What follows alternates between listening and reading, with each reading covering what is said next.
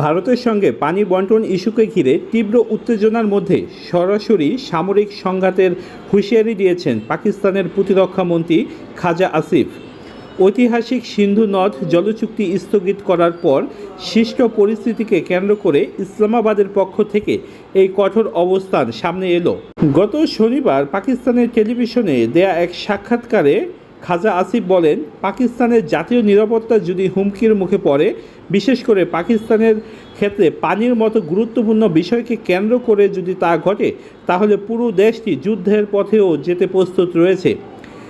তিনি বলেন, পানি আমাদের জাতীয় নিরাপত্তার অংশ। যদি আমরা অনুভব করি এটি বিপন্ন হচ্ছে, তাহলে ভারতের বিরুদ্ধে যুদ্ধে যাওয়ার বিষয়টি আমরা বিবেচনা করব। তিনি আরও অভিযোগ করে বলেন, ভারত যদি দ্রুত গতিতে পাকিস্তানের পানি প্রবাহে এবং সরবরাহে বাধা প্রদান করে বা বাধা দেওয়ার কোনো পদক্ষেপ নেয় এবং তার প্রমাণ পাওয়া যায়, তাহলে ইসলামাবাদ সামরিক প্রতিক্রিয়া জানাতে পিছপা হবে না।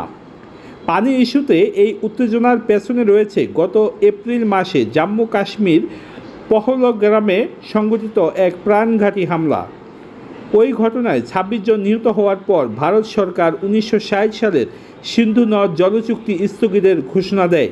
ভারতের পক্ষ থেকে বলা হয়েছে, সীমান্ত পারে সন্ত্রাস দমনে পাকিস্তান কার্যকর এবং দৃশ্যমান কোনো পদক্ষেপ না নেয় এই স্থগিত আদেশ কার্যকর করা হয়েছে এবং পাকিস্তান যতদিন না পর্যন্ত সন্ত্রাস দমনে পদক্ষেপ নেবে ততদিন পর্যন্ত এই স্থগিত আদেশ বহাল থাকবে।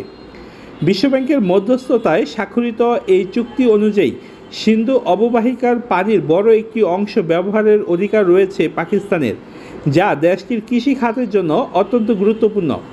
তবে সাম্প্রতিক সময়ে দেশের অভ্যন্তরীণ পানি ব্যবস্থাপনার দুর্বলতা এবং অব্যবস্থাপনার কারণে পাকিস্তানের বিস্তীর্ণ কৃষিজমি হুমকির মুখে পড়েছে।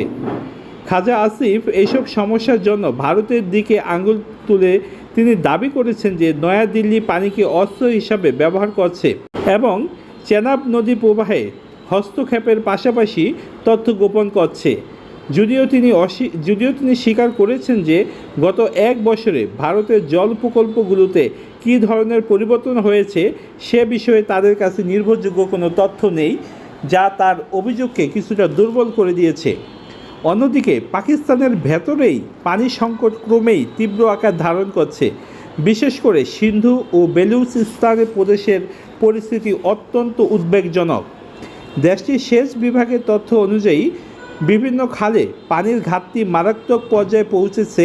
উত্তর পশ্চিম খালে প্রায় ৬৪%, রাইস খালে ৩৮% এবং দাদু খালে ৮২% পর্যন্ত পানির ঘাটতি রেকর্ড করা হয়েছে।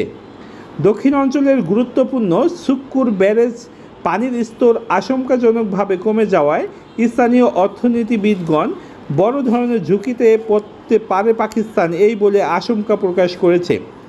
বিশেষজ্ঞদের মতে অভ্যন্তরীণ পানি ব্যবস্থাপনায় দুর্বলতা, অবকাঠামোর সীমাবদ্ধতা এবং রাজনৈতিক সমন্বয়ের অভাবই এই সংকটের প্রধান কারণ। যাই হোক বন্ধুরা, সব কিছু মিলিয়ে পানি ইস্যুকে কেন্দ্র করে ভারত ও পাকিস্তান সম্পর্ক নতুন করে উত্তেজনার মুখে পড়েছে। পরিস্থিতি কোন দিকে মন নেয় তা নিয়ে কিন্তু আন্তর্জাতিক মহলেও বিভিন্ন রকম জল্পনা কল্পনা চলছে এবং দিন দিন বিভিন্ন উদ্বেগ দুই দেশের মধ্যে বেড়েই চলছে।